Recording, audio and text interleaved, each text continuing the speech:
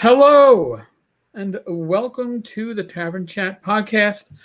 This is a Wednesday night. This is a live recording of Talkig Crit with myself, Eric Tenkar, Bad Mike from North Texas RPG, and our special guest, Bill Barsh, Pacesetter Games.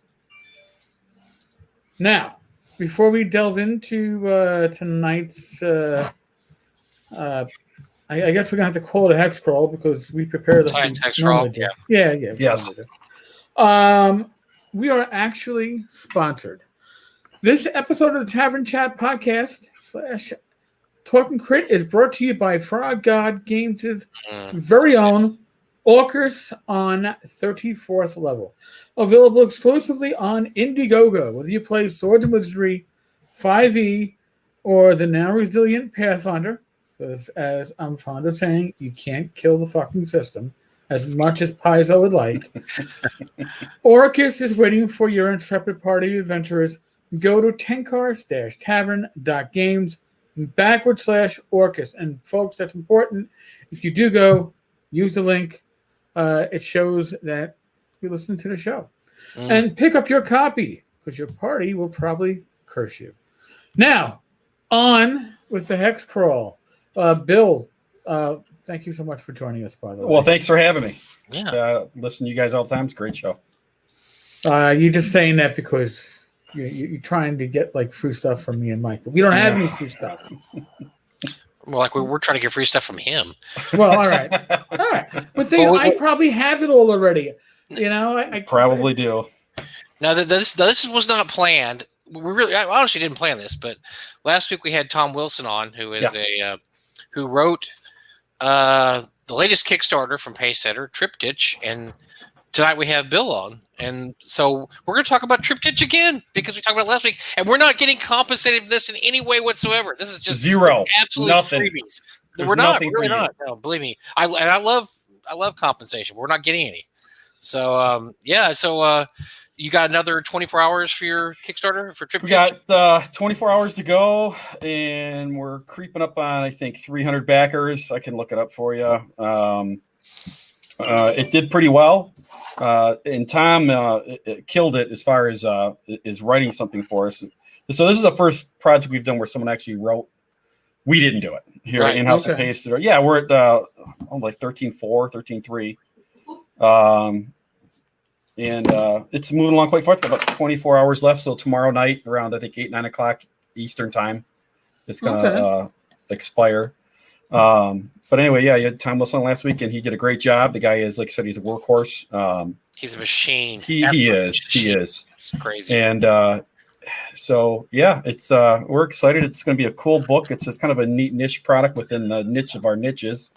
It's a cleric kind of centric adventure. That's a rarity. It is a rarity, it's pretty cool. It's pretty cool, and I don't want to just give the whole thing away because if you talk about it, I mean, honestly, I'll give away the whole premise of it, but it's pretty cool. It's and I haven't even seen it all yet, so I haven't even seen the manuscript. I just saw the stuff that he gave us so far. But the artwork on it, it's been great. So.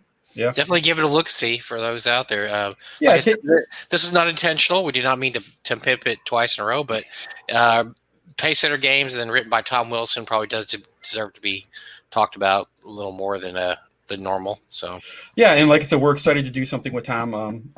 We've done something with other guys back in the day. I mean, honestly, we've done stuff with some like the big TSR guys a couple years ago, big NTX project, stuff like that. But it's kind of neat having someone take that off our shoulders and do all the writing, and we can do all the rest of it. And like I said, Tom's he's going to kill it with this book. I mean, it's a really cool idea. It's very fresh, and it's for higher level characters, which is kind of neat. So it's BX and 5e. Oh, okay. Yeah. It turns out he's doing a. So last week we were talking to Tom. He's doing a BX Immortals adventure for North Texas next year, which I'm interested in seeing. So that's going to be the quite different category of super high level adventure. Which you don't see very much, but I know in Tom, I'm sure he'll knock it out of the park. So that's going to be interesting to see. It will be really cool to see. We're big BX people here at Pacesetter. We have been forever. So Yep. Y'all support BX. Y'all support a lot of the older systems there. I don't want to turn this. I don't want to turn this into pimp Kickstarter, pimp interview because we're really here. No. But I do like turn it into. We're one of the first companies that really just got out there and said, you know what, we're going to support old school gaming. There wasn't very many doing what Pacesetter did when Pacesetter started doing it. Yeah, so Thing in the Valley was your first adventure, which is probably still one of my favorites that is ever that y'all ever published. 12 years old now. Yeah, wow, 12 years old. That's oldest North Texas. It's kind of crazy. And nuts. Yeah, crazily enough, we have adapted it to other systems too, and it is still it's obviously not our number one seller anymore, but we've sold in print over 2,000 copies of Thing in the Valley in 12 years. I know it doesn't sound like a huge number, but for a small publisher, that's a big number for a module. Correct me if I'm wrong, and you've told me this, and so fill in the blanks. But you wrote Thing in the Valley back in the '80s, correct? Yes.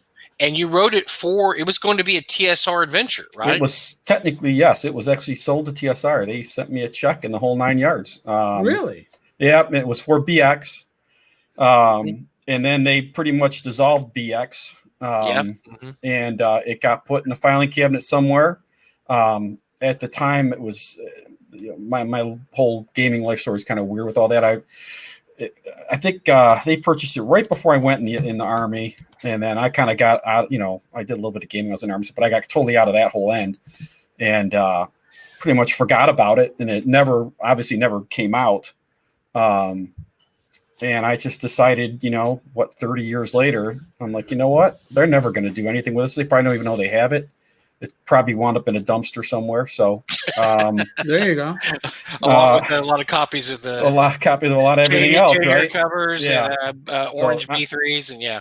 I'm sure I'm not the only person they bought manuscripts from that never saw the light of day. So, so I decided to publish it, and I did, and that was way back now, 12 years, around 12 years ago, and it was crazy. We printed 100 copies. We did it the old-fashioned way. There was no pod.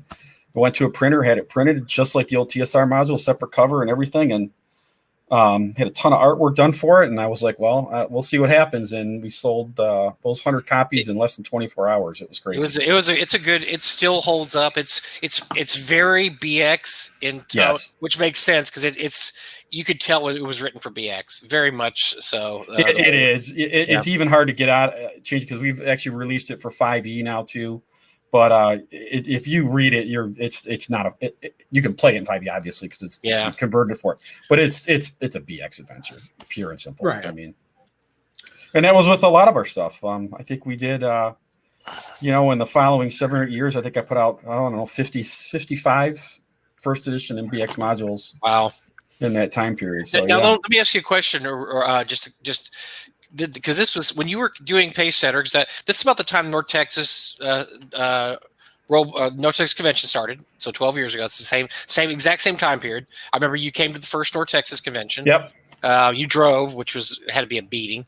Well, oddly enough, I was actually on a project in Memphis. That's right. So right. You just drove from Memphis. It made it a lot easier. Yeah. So at the time, the OSR was pretty much a new thing. You had Swords and Wizardry had just come out. What made you think that that there's going to be a future in the OSR stuff? And so that's part one of the question. And then part two is, have you ever worried about? Because I know a lot of people at the time did not want to publish OSR type stuff because they were scared of WotC. They were scared that WotC was not actually going to let this happen.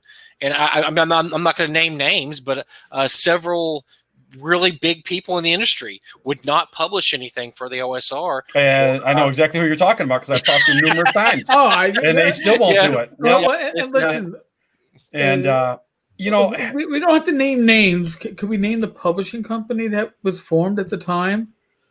No, let's don't do that because I'm not going to get into any of that. These are ex-TSR people. Right. So there you go. Just go with that. They're ex-TSR people. Yeah, that were just absolutely certain that WotC was not going to allow the OSR to exist in any way, shape, or form. Yeah, you're right. Someone mentioned they had a Time Master set, which is really cool, by the way, because that's a fantastic game. But anyway, I don't know. I think by the time so me and North Texas have that really kind of crazy relationship. I decided to start doing this right when you guys were forming that convention. I remember you guys were talking about it on the AKM for a year before you did it, and it kind of. I think you guys called yourself the Texas Mafia back then, or the North Texas Mafia, or whatever it was. Yep, and that's true. And I was, and I hadn't really seen what a lot of people were doing because I was just getting back into the hobby, honestly, at that part, at that stage of my life. And, it was just kind of one of those things like, I was fortunate to be able to be in a position where I could start Pacesetter up and do something like that. Because Pacesetter, believe it or not, is not my real life job. I think most people by now understand that. Thank God Ben decided to jump in the picture because he just really has elevated us. But so it was just something I wanted to do. Like I said, I always wanted to publish an actual D&D module, and I think seeing that kind of OSR growth and actually going to NTX. It was like, this has just got to happen. But I was already, I think at the first NTX, I had some sample artwork with me for it too. That I showed some of the guys. Yep. But it did absolutely, my cat is like just climbing up my leg right now. Still irritating the crap out of me. Come here, sweetie. Go on. There you go. But anyway, it just, that made, that gave me the confidence to say, damn the torpedoes, I'm going full speed ahead. And I have had to be absolutely, just to be 100% clear with this, I've had nothing but 1,000 support from the OSR family, which is what I call them, at Pacesetter for a long time. And, believe me, I've had a few missteps, but I've always been there. And I appreciate everything people have done to support Pacesetter and the OSR as a whole, because I wasn't the leader. There was a couple other companies out there doing it at the time too. That's for sure. But a ton. Look at what's sprouted up in the meantime, right? Even just the last 5 or 6 years. Right. Everyone with a laptop is publishing something now. Some good, some not so good. But you know what? It's all cool. It's all cool. I thought it was neat because, like I said, when you started, that was really. I mean, you could kind of trace the OSR beginnings back to probably about 2007, 2008, right? Yeah. Right in that range. Pretty much when Osric was published. For those who don't know, Osric was a rule system generated to emulate first edition and basically make you able to publish stuff using first edition rules, but not actually using first edition. And then it actually became its own rule set because people looked at it and said, this is really cool. I can just use the Osric book. Because people don't realize this back in the bad old days. God, this has only been 15 years ago. But you could not get, it was hard to get a player's handbook back then. Absolutely. Right. This is before the reprints. WotC did not have at the early aughts. WotC had a program where you could download stuff, and then they'd stop that about 2005 or 6. Because I remember buying a lot of modules that were really badly scanned. They were horribly scanned. It was on drive-through RPG. Yep. But they stopped doing it about, I want to say about 2004, 2005. So you could not get a player's handbook unless you bought one on the secondary market, and sometimes they're overpriced. So Osric was really Osric came out, and that was pretty big hit among the OSR people. But then right at the couple years there, you had a whole bunch of stuff. You had Labyrinth Lord, you had Basic Fantasy Role Playing by Chris Gonerman, and then you had Pacesetter stuff. I mean, you had Swords and Wizardry. Oh, Swords and Wizardry, obviously. And then I think Brave Halfling had some stuff. So there was a whole bunch of companies that hit right in that sweet spot. And Prologue Games, Capsules and Crusades. Yep. But Mike, the one thing you're forgetting about Osric is it wasn't written initially to actually be played.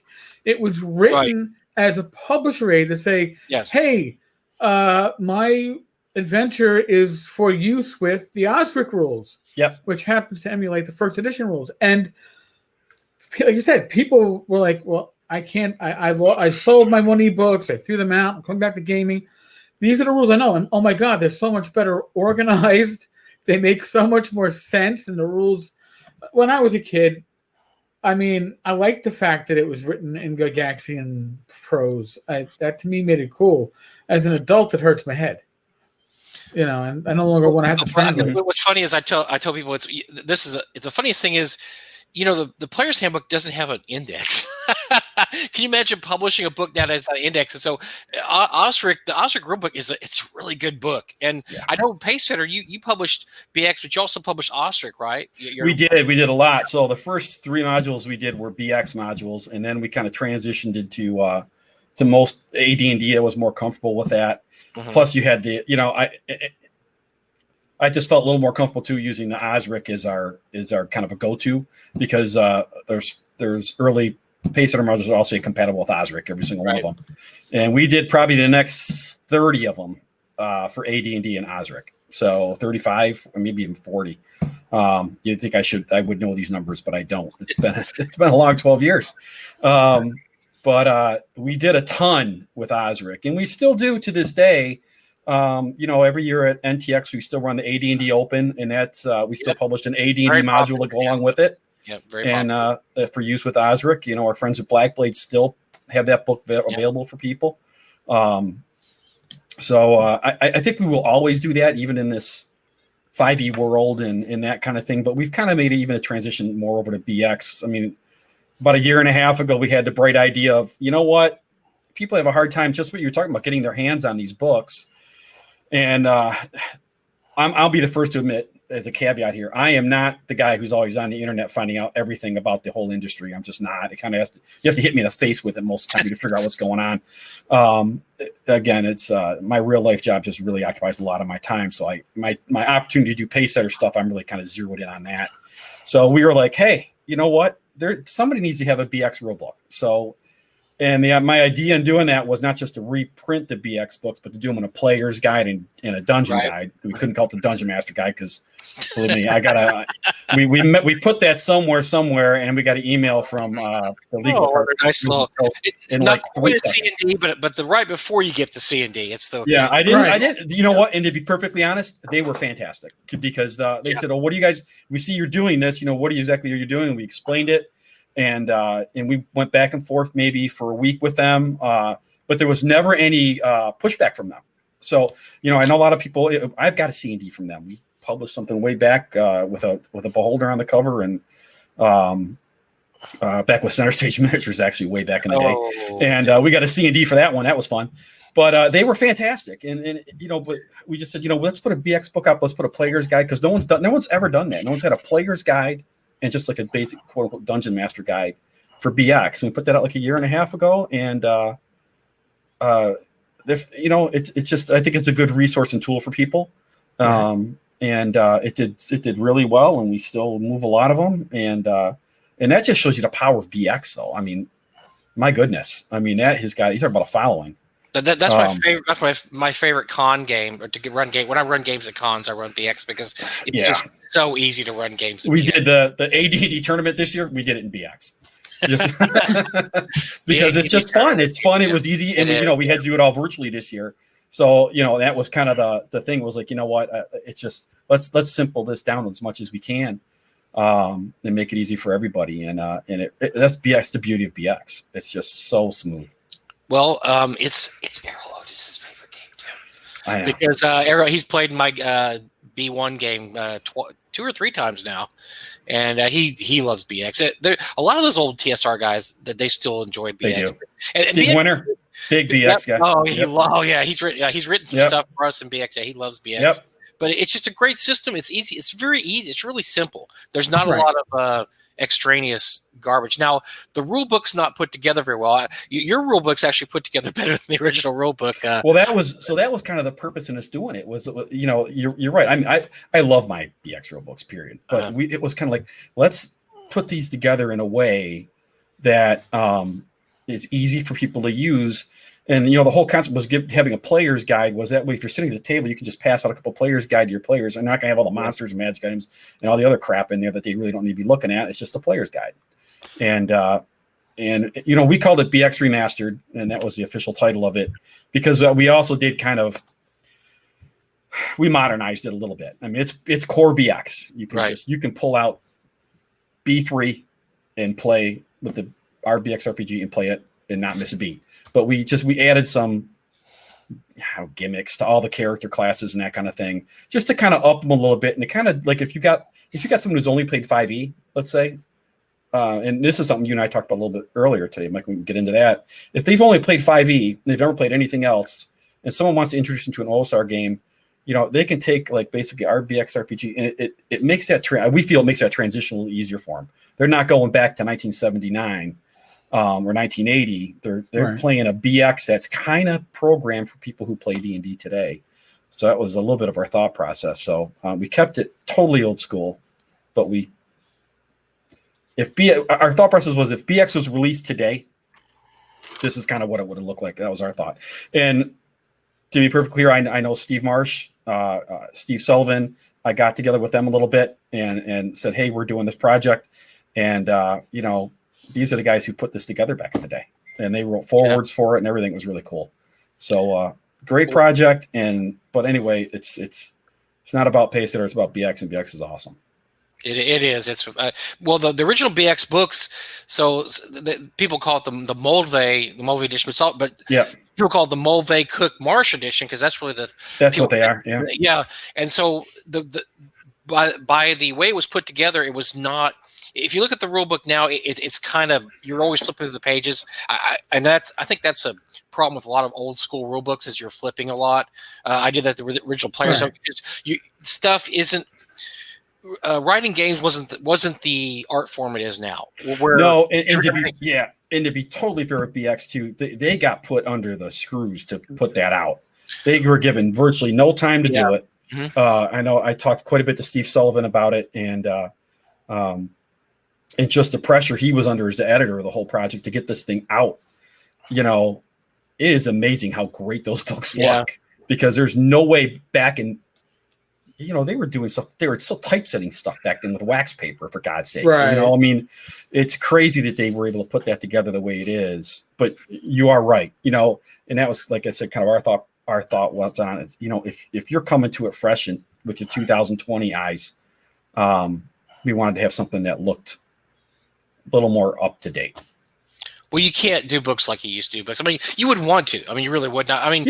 As much as I love the original Player's Handbook, it's really an awfully put together book. And I know Gygaxian lovers are going to beat me to death for that, but it's not. But it's not a very well put together book at all. You've got here's some stuff at the beginning, then here's all character classes, then here's some stuff, and there's some spells. Oh wait, at the end we're going to throw all this extra stuff in like the bard, and it's just and there's no index, by the way. So you can't find anything. Right, so right. There's all this stuff there, but no, it wasn't an art form like it is now. There was no handbook on how. Now there's classes that actually tell you here's how you put together a rule book. Here's how a rule book should be put together. Here's how a rule system should be put together. Here's how a game should be put together. The older books don't. They're hard to get through. We like them because of nostalgia, and plus we know on page 76 is this whatever because we've flipped the book a million times. That's the whole thing. Back then, in a way, these rule books were leaps and bounds beyond the books that were coming before it, which were all war gamer books like the SPI stuff. Go to section 3.3.4.1. Avalon Hill. So I played Starfleet Battles my whole life growing up, so I know all about that.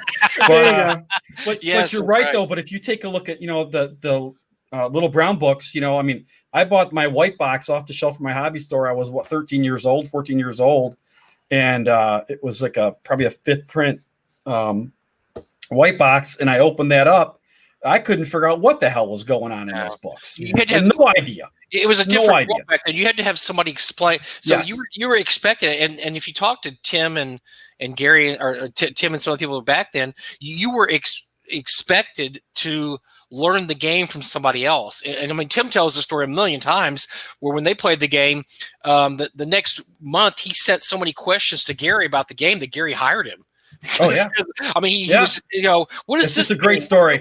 What is this? And Gary just finally said, look, I need somebody to, we're going to rewrite the rules.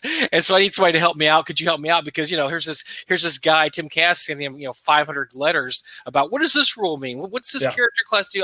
Because that's how, unformed the rules were and how unprofessional really they were really put together. But Tim came from a war game background, right? Right. So you had games that were cohesive back then. Even you pull out some of those old wargaming books, and it's amazing how well they hold up today.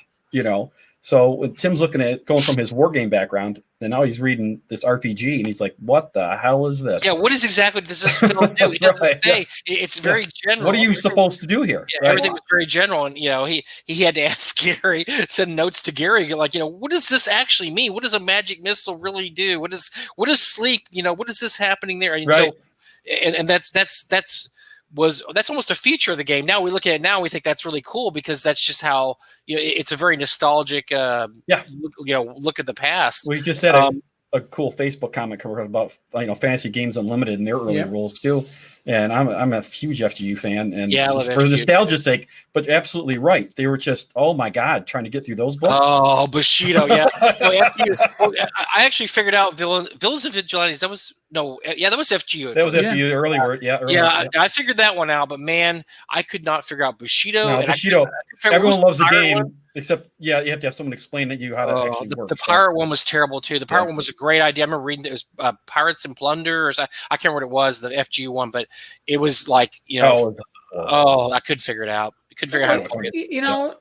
It's kind of like today. You have when you write an adventure for your home campaign, the missing material because it's already in your head. It fills in automatically. When they were writing games, like when Gary was writing this, he knew, right? Sure. Him and Dave knew what they were putting together. And when it was running at the table, it was running fine because the unwritten parts were, filling in the blanks for him. If it's your project, it. It's how many DMs that will learn. The whole test would have been give these books to somebody who's interested, who's never watched a game session, and see how it goes. Well, the people that originally played Brown Box and White Box, they were unconsciously, without knowing it, the play testers for AD&D because when they came out with the supplements, after they had the supplements, and then Gary got Tim together and said we need to make a coherent rule system. It had been play tested for 4 or 5 years because that's really what the White Box and the Brown Box were is play testing for AD&D, and then they learn what's going to work, what's not going to work, and one of the things they learned was we need to make things more, I don't want to say the samey, but cohesive. Cohesive, I guess is a good word for it. Because when the White Box and the Brown Box stuff came out, people were playing in vastly different ways because they were interpreting things so differently. And one of the things that they wanted to do with first edition was make the interpretations more. This is what this means. It doesn't mean these 8 other things. It means this one thing. They wanted to standardize it, and the official reason why Gary was saying is so at convention play, everybody's playing with the same rules. Sure. Well, tournaments were the be all end all back then. Right. So, but at the same time, another issue was like you were saying, all these groups were playing with their own. We call them house rules now, but a lot of these house rules were being published. Okay, and that was competition for TSR. Arduino. So if you have your rules and they're cohesive, the need to house rule them to make them work is a lot less. So, it's a great study, and I love looking at all that old stuff. It's just trying to figure out what they were thinking and where they were going. I mean. It's not like they always learned their lesson either, right? Because the Holmes set kind of came around, right, in between that Monster Manual release and all that back then. Liz is probably going to shoot me, but I love the Holmes Blue Book. But that book's another one. That book is a train wreck, right? It's a man. So that book, if you look at the book, well, the story on that. I mean, the old timers know the story on the Holmes book. That was basically something that was going to happen that never happened. That was going to be basic D&D, but then they scrapped the whole thing and then came up with Mulvey Cook. And then the funny part is they scrapped that whole thing and came with BEC. Literally overnight. Yeah, I mean, it was crazy. We think BX lasted, this large span of time. Was it 4 years? There's only like 7. There's only like 7 modules that are BX. And they cranked them all out. Yeah, and they were cranking them out like one after the other. B1 through 5, and then X1 B1 through 5, and then I'm pretty sure it rolls right in the back. Yeah. So yeah. So yeah, that's but yeah, Holmes was that was a case of it's and there's been some really good studies. I think John Peterson's wrote a really good article on Holmes, and then Xenopus does some really interesting stuff with Xenopus still has his blog. I think he does. He's real active. He's written some really, really interesting things about, and I've talked to Chris Holmes before too. But it was basically, it exists the Holmes book exists like as this one moment in time that doesn't relate to anything else having to do with D&D. It's just its own little game with from 1 to 3 levels, and that's really it. It doesn't really relate to anything else. So except it refers to AD&D that wasn't even written yet. It's absolutely true. It has all kinds of crazy stuff in there. It's got crazy, but all of us have that shared memory of the Xenopus dungeon because all of us played it back then. Everybody played the Xenopus dungeon. And I played it with AD&D. It's still, it still lives on today. So which is really cool. But that book was a mess. Yeah, I got my basic set in a. I was already playing AD&D, and I found it in a discount store. Where all the boxes had a big hole cut in them because they were supposedly returned. And it wasn't returned in the store. So I go, all right, I'll take my $2 D&D box set. It's worth it for the dice alone, maybe.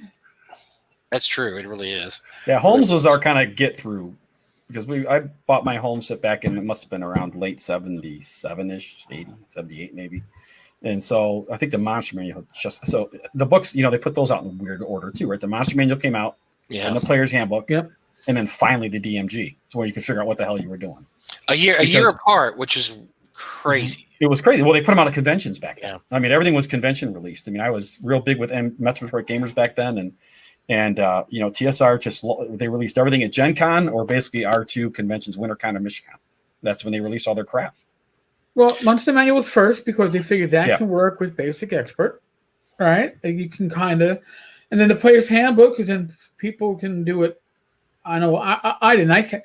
My first game session was the DMG had apparently just came out. My DM had the DMG. He didn't have the Player's Handbook. And this is back when even a local phone call cost 10.6 cents, and you had to call a friend to find out if I leveled. Well, you couldn't do anything without the DMG, right? You didn't even have the hit chart. No. You had no idea how to roll the hit anything. And why the 2 hit chart was in the middle of the book. You think you'd put it on the beginning. So for those that don't remember, the Monster Manual came out in 77. Player's Handbook is 78, and then DMG in 79. The Giant series actually came out in 78. The G1. Oh, yeah, that's right. Yeah. Before the DMG came out. So they had to publish in Dragon Magazine, if you don't remember. I think it's Dragon Magazine 20 or 21. They published hit matrices. Yeah. Yes. Here's what these magic items do. Here's a hit chart because there was no hit chart. So here's the hit chart. Here's the saving throw chart. So that was all published as a 2 or 4 page insert into a Dragon magazine at the time. And imagine a company doing that now. Like, our rule book isn't out yet, so we're going to have this publish our rules and this. It's just crazy. It's bass backwards is all. Well, there's a thing we used to always talk about is it's really the most dangerous thing in the world is when gamers run game companies, right? And that's what TSR was. And we have the beauty of everything that they did as gamers. We just had to put up with the fact that they were gamers. So, it was a fascinating time to live in the gaming world for sure.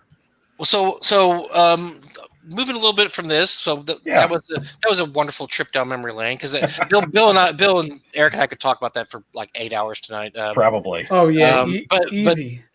So I clued Bill in on this article, or not article, a YouTube video I found, and I came upon this probably the same way you did, Bill. James Spahn had posted something about a video called "Stop Playing D&D." Oh, I saw the link. I didn't get a chance. Yeah, to watch and so today. within about 3 posts, gigantic fight breaks out online. Which I mean, I'm shocked. Social media, really. And so I said, "Well, I got to watch this video now because I can't I can't comment on it intelligently unless I watch the video." So I watch it and I include Bill in on it too. I said, maybe we can talk about this a little bit. I mean, the gist of it is it's a young guy. It's a young guy doing the video, which which makes it a little, because I'm sitting there, I roll my eyes a few times at it because he's saying like, well, back in my day when we used to play 3E, I'm like, okay, I have underwear older than you are, but that's cool. Was that 3E or 3.5? Which one was it? Come on. So, but his the gist of the video and what I thought was an interesting question though. I thought his approach to it was a little goofy because like I said, he's younger and it's hard to take somebody that's that young going talk about the good old days. Right. But the point was that 5E has become such a monolithic entity at this point that nobody's playing anything different. And matter of fact, all anybody ever wants to play is 5E. They start out playing 5E, they play 5E, and that's all they ever play. And there's a lot of other good games out there. So the point of the video was, stop playing D&D and looking for these other games. There's a lot of other good games out there. And I thought the premise was interesting in that 5E is monolithic. That's absolutely true. It is the 800-pound gorilla of gaming. And so, like, just speaking it from, like, for instance, look at Bill Barsh's and Pacesetter's point of view, you have to do 5E conversions right now, right? I mean, because that's a whole market. You can't just say, well, we can't do 5E. I mean, you have to do 5E, right? So the first 7 or 8 years of Pacesetter, I could care less. Pacesetter has never been a money company for me. It pays for me to go to conventions, that kind of thing, whatever. We do a ton of charity work with Pacesetter stuff. So I never really cared. And then Ben came on the scene and it was like, let's step this up a bunch of times. Well, the only way you're going to do that is get into the 5E market because there simply is not enough market share in the rest of everything that is going to carry larger projects and give you the ability to do these, we're doing 140-page color books right now, color maps, all color illustrations. I mean, they're going to be absolutely gorgeous. We couldn't do that just as an OSR product, right? It's just never going to work. The only one who can do numbers like that, that's purely OSR, is Kevin Crawford, Cinnamon. And he hit that sweet spot years ago. He's kept on growing his base. But for everybody else, you're right. It's a limited pot. And 5E is the tide that has raised all ships to a large extent. Absolutely. And I think getting back to what Mike was saying, I did watch that video and I saw the post and I didn't watch it. And then Mike was like, hey, take a look at this. And I'm like, what? I really need to look at it. And it is a little bit cringy to get through because this kid's probably like 22 years old. He's talking about the glory days of 3.5. When I was 8 years old, you're like, really? 3.5. And you know what? And it's great for him. But he doesn't. You got to get past all that and look at the point he was trying to make was, here's 5E.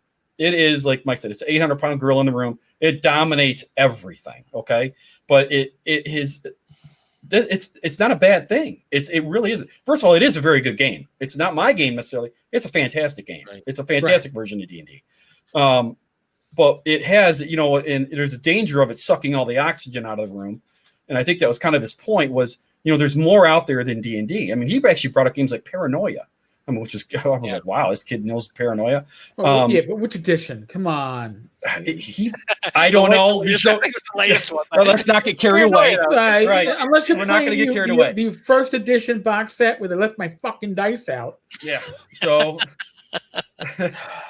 Ooh, but hot about that after all these years. Yeah. I got it from Ken Rice. Wow. You can just tell there's still an issue. But he made just a fantastic point that his point wasn't stop playing D&D. I mean, that was kind of his clickbait, the big picture there. His point is play D&D, but hey, take a look at all these other games out there. And by other games, they could be other D&D games, it could be other games, it could be all kinds of the old TSR games, or and again, I'm going to show my ignorance of the hobby in general outside kind of what we do because I have no idea what most people we got Conan, Star Trek. Sure, you got all kinds of stuff that I'm not in tune with right now, because I'm an old timer, and when I do stuff we're redoing a couple other old TSR game systems, and if we want to talk about that later, that's fine. But I don't want to get off the topic of that. It would be great for everyone involved if honestly some of these people who've only learned 5e D&D would actually play some other games, right? Play some other role-playing games. Well, because you learn the system. Mhm.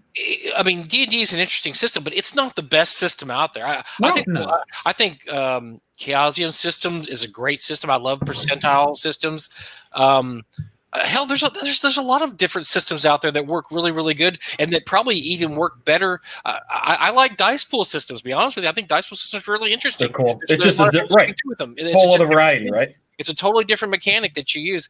So yeah, I agree with that. But I think one of the things he was talking about too, and I've heard a lot of people complain about this, and I've seen this actually happen, is that in an industry dominated by one game.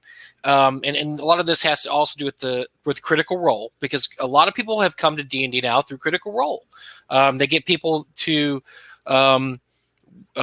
people that play, get people to watch the show. They get interested in it and they want to play D&D because of Critical Role. But sometimes when they play D&D, it's not Critical Role, because Critical Role isn't really it's scripted unless you have a DM that's a script writer and you have a bunch of voice actors that are playing with you. Wow. You're not going to have the same kind of game. And so I understand that, because that does lead to disappointment from some people. And I have heard from two people, I've absolutely heard them say, I want to play a D&D game like Critical Role. And you have to tell them that, look, nobody plays like that. That is a unicorn. Yeah, that's made TV. And that is the thing. The 5e has certain expectations built into it, and I learned that Gary Con back in 2018, the year that we had all the snow, and I drove to that snow.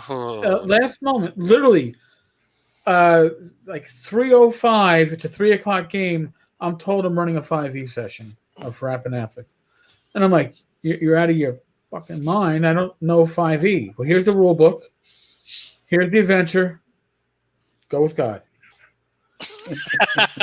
That is what happened. That's exactly what happened. So I took the Swords of Winter Light rules with me and had a full table of 8. And I get there and I'm like, listen, folks, your GM for the 5e session is still wherever the fuck they are, because they got snowed in. They never got to the con. If I run it in 5e, you're basically going to be holding my hands and steering me, because I do not know 5e anywhere well enough to play it, let alone run it. However, we have Swords of Winter Light. It's 4 pages. It's a very light rule set.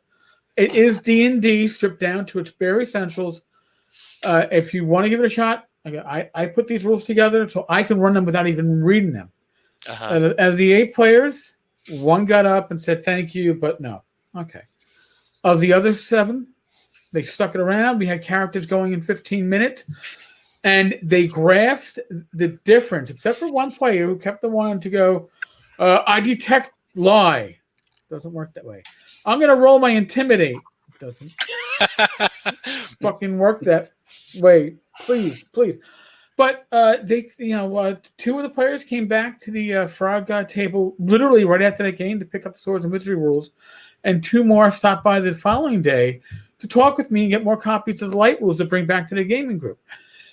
Exposure is awesome, and that was an inadvertent exposure. It wasn't a bait and switch. Well, it wound up being a bait and switch, but didn't mean to be a bait and switch. Some people, those guys came there, though. They just wanted to play a game, and they were happy to play a game. Absolutely. But then you had a guy there. I mean, and this isn't say anything bad about the guy that left your table. No. He wanted to play 5e. That's what he wanted to play. And so if this isn't 5e, I'm out. And look, if I went to a table and I was supposed to be playing BX, and the guy said, we're playing 4E. Sorry, I'm a DM. We'll play 4E. I'd probably walk away. I'd probably say, I don't really want to play 4E. I love the game, but I don't love the game enough to play a system that I'm not familiar with and that I don't want to really learn about.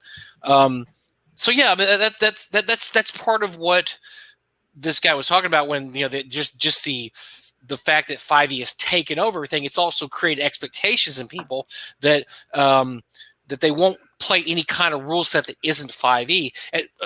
So one of the things in North Texas is really interesting is you have probably as many 5e games as old school games, and people go back and forth, which I think is really interesting because a lot of people, they'll play a 5e game one night, they'll play a 1e game one night, they'll play Gangbusters the next night, they'll play Paranoia the next night, they'll play a 2e game. So there's all this jumping back and forth, which I think is really interesting. And I asked a guy once, because a guy had come to our convention, he was a younger guy, and he'd come to play 5e, and I was talking to him at the table. He said, yeah, I'm playing in a 1e game tonight. I said, well, that's interesting because you said you came to play 5e. He said, yeah, but I've always wanted to try it.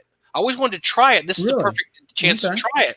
And so I thought, well, that's really cool. That's very open-minded of you. He said, well, I know that 1E was the first version. Well, actually it was OE, but he was saying 1E was the first version of the game. I want to see how different it is from 5E. And I thought that was a really, really interesting, open-minded attitude. He wanted to see how the game had evolved, from 1E to 5E.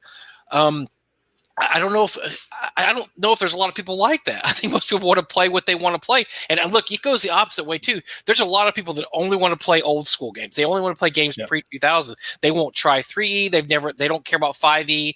They'll diss 5E. They say it's terrible. It's Care Bear, D&D. Well, who said that? That was me. Oh, that's right. Yes. I know it was you. But but yeah, but that's not most people. Most people are they have a comfort zone. They're in their comfort zone, and that's all they want to do. Which is why we got to get back to having conventions, right? Because we can bring all these people into the convention house, and exactly what happened with Eric with the kind of the spur of the moment game switch, to give people the opportunity. No one wants to force someone to play something they don't want to play. I mean, that's nobody. You're here to have fun. But conventions give everyone that opportunity to get out of their comfort zone a little bit and try something a little bit different. And it'll be a great day. We can get back to that. I know all us old guys. I mean, I miss it. I think Mike, you mentioned before. We've only got so many conventions left. No, that's true. Yeah. So we don't want to miss any that we don't want to miss. I'm not saying we're knocking on heaven's door, but we're no. But we've got a finite amount of conventions in our future. Like the clock's ticking. It always is. But I think that kind of merging a little YouTube video into that is it does not help that there are no conventions, because we can't spread the wealth, as it were, right? Yeah. And give people more exposure to these things, and I guess, the concern, I think kind of the subtle concern with that YouTube video too was, what happens if one day we wake up and the air goes out of the balloon and 5e blows up and no one plays anymore, and all these people just kind of go away, right? Yeah. Nobody wants that. Nobody wants that. That is not good for our hobby. It just isn't. And I know there's a lot of OSR guys might get upset the way I'm saying that, but we aren't going to be around forever. But we want these games to be around forever. So to do that, we have to bring other people into the fold. It just has to happen. So I just got a 6E comment. That'll happen. It'll be a few years, but it'll be there. Well, I actually don't know, because the way 5e is supported, they're just revising the books, sneaking in revisions, and it's the new print. And I don't know how quick they're going to want to be to do that. I've done this. Looking at Pathfinder 2E, and they're seeing how the resistance between Pathfinder and Pathfinder 2E is, and I don't think that they want to lose that market share. Their market share is huge, and their staffing is small. So they're not going to fix something that's not broken, right? Okay, so.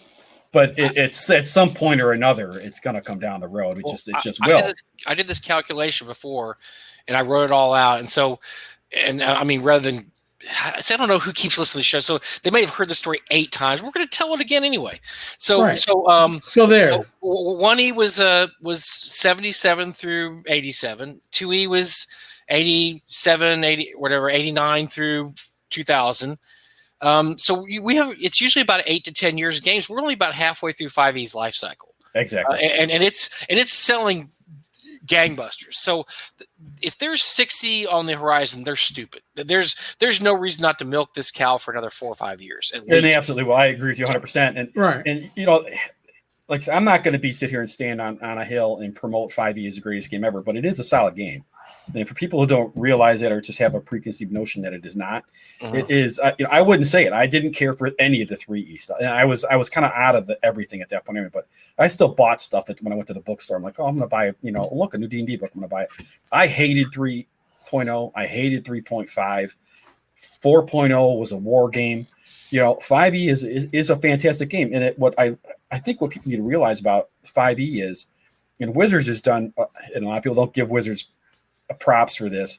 They did a fantastic job because you could basically take the Player's Handbook, the DMG, and the Monster Manual and play D&D infinitum in 5e with those 3 books, just like you could play first edition AD&D with the core 3 books. You don't need everything else. Mm-hmm. They're not creating a ton of splat books. Yeah, they're putting kind of campaign systems out and this kind of thing, but they're not, there's no Player's Handbook 2, 3, 4, 5, 6, 7 coming out for this thing.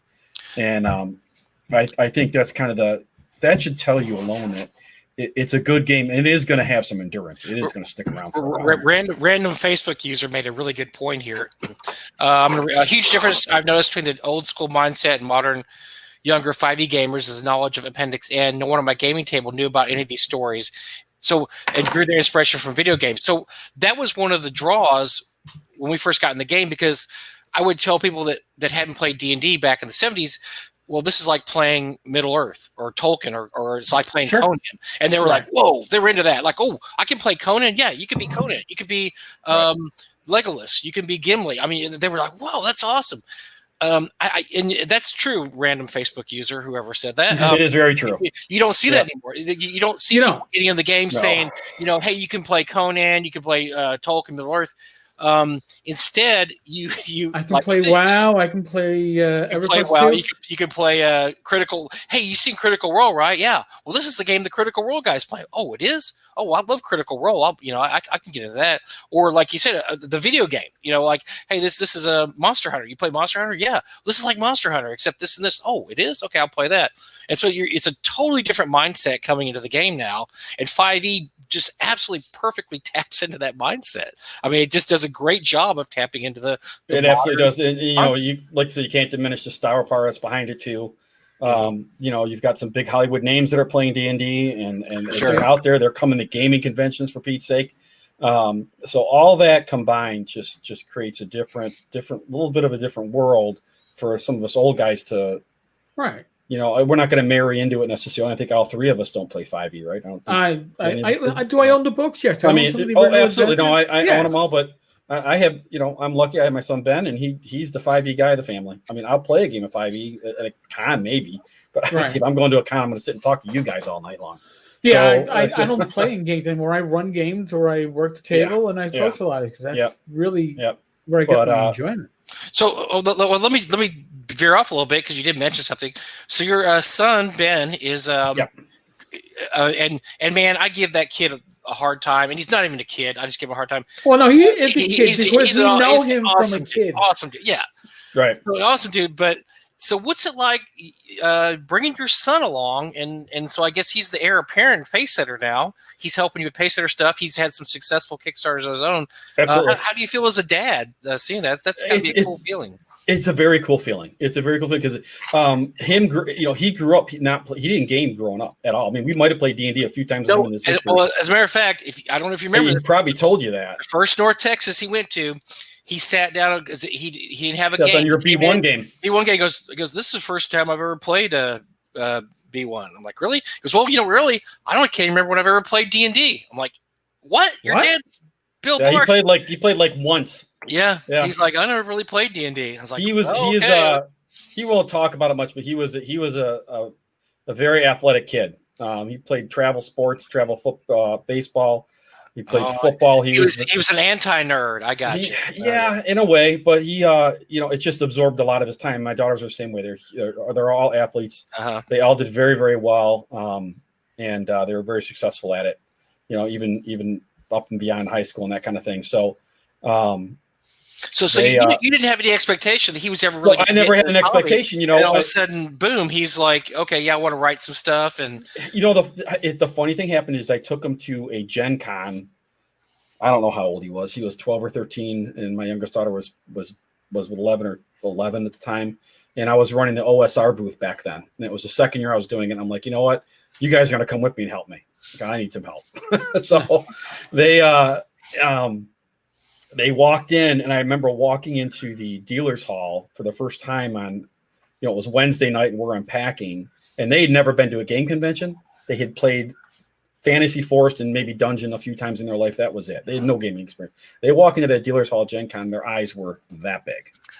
Because it's just miles of gaming. And for him, I think that switched to light for Ben. I mean, at that point, he was really hooked, and he's come a long way. And like I said, about 3 or 4 years ago, he just said, I want to start that. I want to start writing stuff. I want to start, doing some of the stuff that you do. And it's a great feeling because we all love our kids. He's a great kid, and he works really hard at it. And like I said, the last year and a half, I mean, we wouldn't be running all these Kickstarters if he wasn't around doing it, because I simply don't have the time. Yeah. So he, I see Wonky just jumped in. He does a bunch of our maps. He was a random Facebook. Oh, Wonky, user. thank you for the question. That was a good observation, Wonky. Appreciate it. So Ben is, and he's, I hate to, he's a natural at it, and he's great at, he's really good at putting stuff together. He's got a great creative mind. He's done some fantastic projects on his own. He's running this one with Tom, basically. I'm pretty much almost hands off the Lost Triptych. I'm helping out when I can help out. But I got my hands full. We're finishing up we did a couple Kickstarters back now. Path of the Vanished, which is basically Slave Lords kind of sequel book. But it's about going to be about 140 pages, 150 pages. Hardcover, and I'm just wrapping that up right now, and that'll be out in the next another couple months.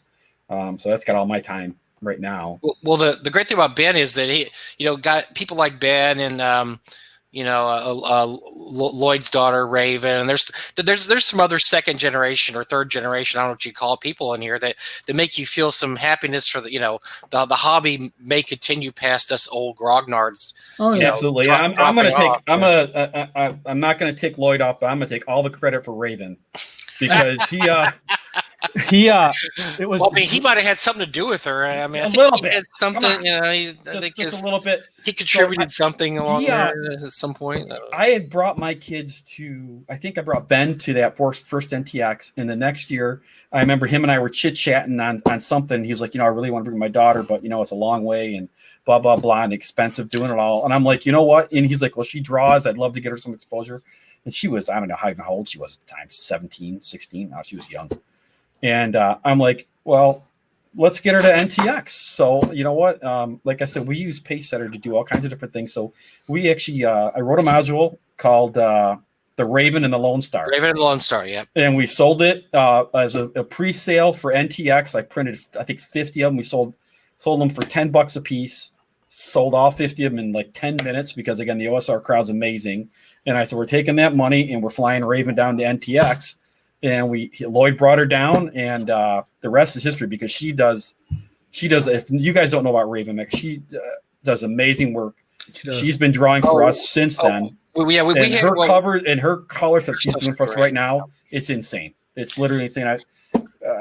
If I knew how to do technology better, I'd show you. She did a cover. We got another project coming out in January called Gamma X. So we're relaunching Gamma World for 2nd edition, and nice. And she did the covers for it, and I'll send them to you guys, and maybe you can put them up on your something else at some point. But we gave Lloyd a hard time. What she pulled off, oh my god. We gave Lloyd a hard time because I always tell Lloyd that she's a better artist than you, and he said, "I know she is." I got to be careful because we still use Lloyd a lot too. But Lloyd's we love Raven. No, yeah. But she's great. I mean, Lloyd's great, but Raven. The age she's at and doing what she's doing is just, it's crazy. But I love to see the younger generation. I wish my grandson would have took more to D. He likes D&D a lot, but he's not the gamer that a lot of these guys are. And I saw something the other day. I saw Alan Grohe's kids were DMing a game. Henry was DMing a game. Yeah, I was like, Henry, we got to get Henry to publish something, man. Absolutely. This is great. Yeah, definitely. So I love to see the hobby in the hands of people like your son Ben, and people who appreciate the old ways, but also have one foot in the new. Well, you can absolutely take some credit for that, Mike. As I said, he played in that first B1 game with you down at NTX. And I walk in, and he's sitting at the table, and you were sitting there, and a few other people, and Errol Otis is sitting right there. Yep. He had no idea who Errol was. No. Yeah, no. Errol was in the game. That was great. And then it's crazy. So he played in that game, and then that night, that was the year that you guys, had the subterfuge to bring in was it Hickman or Weiss? Weiss and Hickman. Yeah, Weiss and Hickman. Well, he played in one of their games. Yeah, we could. He actually played. Yes. Yeah, he actually played one of their games that night. Oh, so here's this kid playing with Errol Otis at one time in the day, and then that night he's playing. I'm pretty sure it was Hickman. He's playing in Hickman's game that night, and I'm like, that's just ridiculous, right? I mean, the rest of us wait our whole lives to play to not talk to these guys. And we can't even get in those games. No. And Mike runs the con. I know. I can't. I don't have time. I don't have time to play in those great games. Doug told me one time. He said, "Why don't you take time to? You never play in a game. You need to play in a game." I'm like, when? When you run a con, you have no time to play in games. It's like that's why I go to other cons. That's why I go to Gary cons. That's why I go to Gamehole cons. So I can do those kind of things because when you're running a con, you're way too busy. You have no time to sit down and play games. Yeah. So, but we love Bill. Ben, we give Ben such a hard time all the time. About the hair.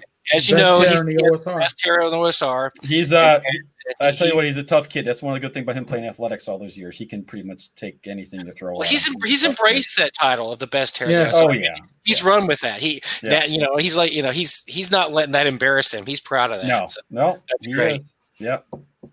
Yeah. But yeah, we love him. He did. I mean, he's done all kinds of stuff because he did for Frog God. We had him do his video series, his video. He got a whole bunch of YouTube videos for Frog God. He has so much experience. His age. I know the stuff he's done is crazy. I mean, he project managed a job for Bill. I can't remember one of the Toma Horrors projects that's still coming out, or I know he did a bunch of work on that. So yeah, he's all over the place, and he's got a passion for it, which is great because you have to, right? So none of us would do this. We'd have we're not made. Yeah, I mean, there's just like 3 people in this industry that made any money doing it. Steve, I don't know who they are. Percorny, that's Percorny. Anybody else? It's got to be somebody else. Yeah. Percorny, right. I don't know. Bill Webb. That's. But what who's actually like Percorny? This is his job, right? And that's the whole thing. Can you work off the industry? Work in the industry full time. Everybody I know is part time. Oh, yeah. Well, that's what you tell them going in. Yeah, that's never your full time job. No, being a game designer. And like we've talked about, Eric, when we talk about failed Kickstarters, what's the thing in common with all these failed Kickstarters is the guy think, hey, I got all this money, I'm going to form my own game company, or I'm going to hire a bunch of secretaries. Right. I need an office. I need a receptionist. Artist. No, you don't. What did I say before? Gamers running game companies. It's not always a great mix. No, it's not. Because you can get yourself into a lot of trouble really fast with not managing money properly. I mean, I'm fortunate. I've been kind of owned my own business for a long time, and I'm partner with other guys and been this way for 40 years. So you learn that there's business and then there's the product, right? And you have to separate the two. And well, you have, I mean, and a lot of, like when Eric and I talk about failed Kickstarters, a lot of the ones we talked about, and this one that you're very familiar with, Bill, is the Center Stage Miniature one. These are people that really loved games and were really into stuff. They just didn't know how to manage a company. And so, the reason I mentioned that is because I think you end up buying the assets. Yeah, we picked up those. So Matt S., we'll just say, owned Center Stage Miniatures. And Matt was and is he honestly is a fantastic guy. He's a great guy. He doesn't have a mean bone in his body, and he loved gaming. Absolutely loved it. He built his miniature company up from nothing. He did a good job with it, and then he launched a couple of he launched his the process of that was he launched Demons and Devils Kickstarter. Okay, and actually that one he did well on, and then he got in with Frog God and did the Toma Horrors 1 and Toma Horrors 2. Problem was that Demons and Devils, it was like a $90,000 kick, something like that. It was a big money Kickstarter back in the day. Okay, you're talking 7-8 years ago now. So that was a big money Kickstarter back then, and he actually did.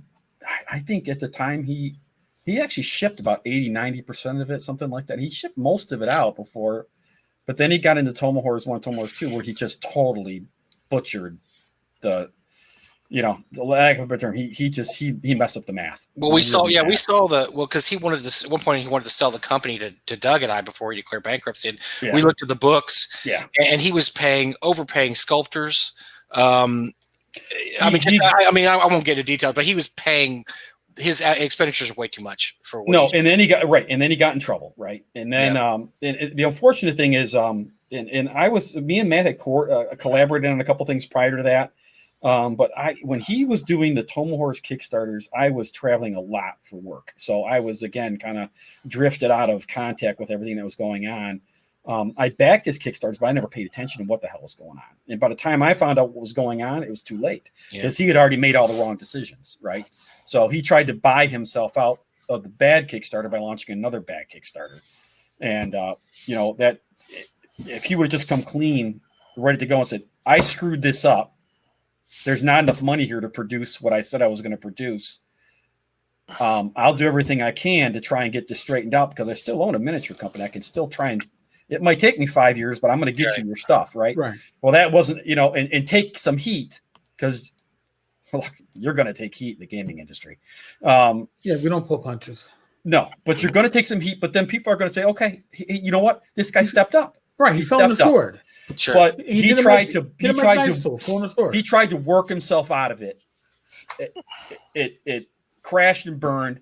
By the time I even got involved with it and tried to help him out, it was way too far gone. I mean, he was getting death threats on him. It was insane. It was bad, really bad. It was really bad. And there was just a lot of stuff going on. He didn't pay any of the sculptors. That wasn't true. He paid every one of us. They all were paid. Every one of them were paid. No, he didn't pay the artists. No, they were all paid. It's just, but at a certain point, once something bad happens, you can't defend yourself anymore, right? Because everything they throw at the wall is going to stick to you. Everything's going to stick. And, it went bad. He went into bankruptcy. He got out of the hobby completely. And we wound up, long story short, I wound up picking up center stage because no one else wanted it, essentially. There was a bankruptcy attorney was in charge of trying to sell the assets off to try and deal with some of the debt, but it was just a mess that they just said there's no value here in doing any of this. So they wound up what happened is kind of giving it back to Matt in a way. It's just there's a lot of legalese involved there, and he wanted absolutely nothing to do with it. So I kind of came in and said, you know what, I'll tell you what, I'm going to purchase it, and then we're going to try and see what we can fix from what you have. The problem was you really didn't have anything. Mm-hmm. So for like Tomahorse 1 and 2, for example, he had all the sculpts made. He had no molds made. Yeah. They are expensive. I knew nothing about the miniature. By the way, I knew nothing about miniatures when I walked into this. I knew zero. So I had to have all the master molds made. Then I had to have all the molds made. So I'm already. Do you think did you make any money off the? Oh God, no! God, no! Yeah, I'm about to say I can't see you making. I was deep into deep, just trying to get through this, and the whole purpose of doing all that was basically we contacted all his Kickstarter backers from Tomahorse 1 and 2, and said, look, the only idea, the best worst idea I have to try and give you any sort of value back here is we'll sell you these miniatures if you still want them. I think we gave them 45% off every figure, and then for every 5 figures you purchase, we give you another one for free based on the top value of the most expensive miniature you buy. And that was kind of the math on that. Was basically I should not lose too much money doing this. I would be close to breaking even. There was no profit to be made, none. But it was just trying to help people out, and it sounds like a horrible idea. You're going back to these people who already invested in a Kickstarter to say, hey, throw us some more money so you can get your stuff. But a lot of people did. And we had this basement loaded with tables and miniatures. And it was a process. It was 8-9 months to put all this together. And some of those miniatures were really nice too. There was some good. There are amazing figures. There was some great sculpts. There were some great figures, and that's why we want And that's why we wanted to get them out because people said they wanted them. They were like they just didn't want them to go into a dumpster somewhere. Yeah. And I'm like, you know what? Let's put this together. And there were people that sent me some very nasty emails. But at the end of the day, I had nothing to do with any of that. There's nothing you could do. There was nothing I was going to do. Make some people happy because some people just wanted their stuff, and the problem is there wasn't stuff to give them. Yeah, there's nothing. Honestly, we saw that there was at a certain point. People think people think the project was a lot far along than it was. And like I said, Doug and I saw the books. We saw everything. Yep. A lot of stuff was just not done. It was not. It was not there. 100%. There was nothing to give. I couldn't give anybody something if they wanted it. Yeah. I mean, he had produced maybe 2 figures. He had the molds done for him. So there wasn't a single miniature I actually even produced. So we had to do, again, we had to go back and make all the molds, the masters, then the production molds. And then he had a bunch of resin figures. So I learned all about resin figures. So the resin figures were a real nightmare because you can run about 30 copies of a figure and then you got to redo the molds. Oh, boy. Ooh. So resin figure and all the big name figures are resin. So our Demogorgon, Orcus, those are all resin figures. I can only run about 30 of those before the molds degrade. And 30 figures. Right. And then I got to have the molds redone. Yeah.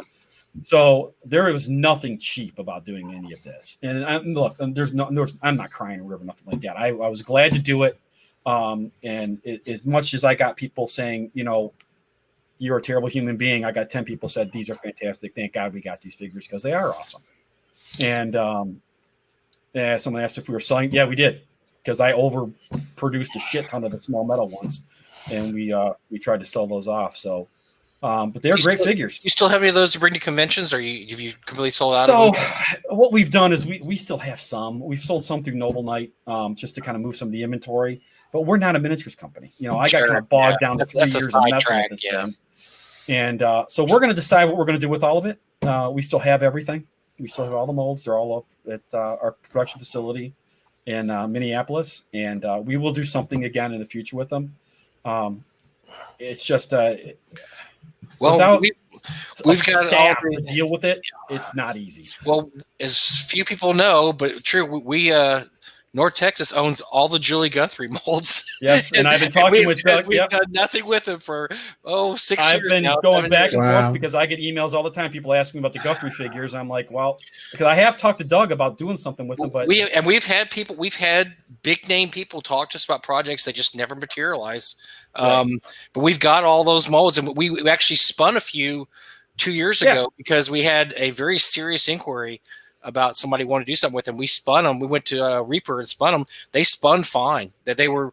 I mean, those molds, the metal molds will be fine. They'll last a long time before they'll. But yeah, we've just like you, the same thing you said. But we're not a miniatures company. We're a North Texas RPG con. So right, we just unless you want to get involved in that full time and put a ton of time and effort into it, it's just diminishing returns big time. It is big time, and it's like I said, we'll do something with them. We've got a couple ideas.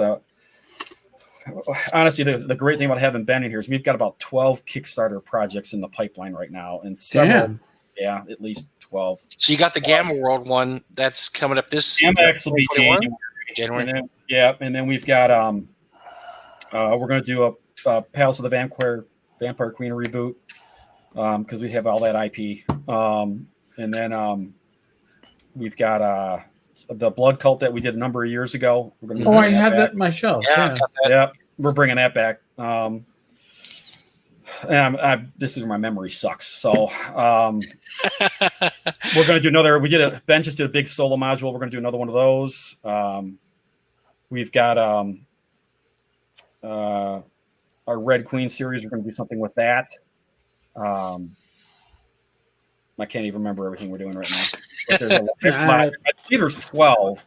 We've got a big board game we're going to be doing, which I do not want to give that one away. So Palace of Vampire Queen. So that has a really interesting history. It does. With you guys, with us, with some other company has been publishing those all. So I can't remember the name of that, but apparently Kirsten gave the rights to everybody that he ran into. So he gave the rights right. He gave the rights to Doug. He gave them to me, and then actually he sold them to the company that's producing the PDF. They're producing just PDFs now of all the We Warriors products. Yeah. So okay, I've seen those. Yeah. If you want to get, that's a good way to get the We Warriors. If PDFs, you just want a PDF of it and read them. I mean, if you want a PDF and read them, it's fantastic. In fact, his name's Brett. Contacted me. It's been about a year and a half. We first started talking. Clear Blue Sky get this message from this guy saying, "Hey, I just bought all the We Warrior stuff." really? we'll Like talk. We'll talk and see what's going on because our deal with Peter was just for the convention only. So I mean, we're not really the stuff that when he gave us the rights. So he gave he gave Doug the rights, but it was only for convention publishing only. So yeah, we did Palace, Misty Isles, and Dwarven Glory. That's all we ever did. And then we did our 10th year anniversary. We did a limited 100 printings of Palace of Vampire Cream. That's all we've ever done with it, because it was only for convention publishing only. So yeah, the deal we made with Peter was that we would use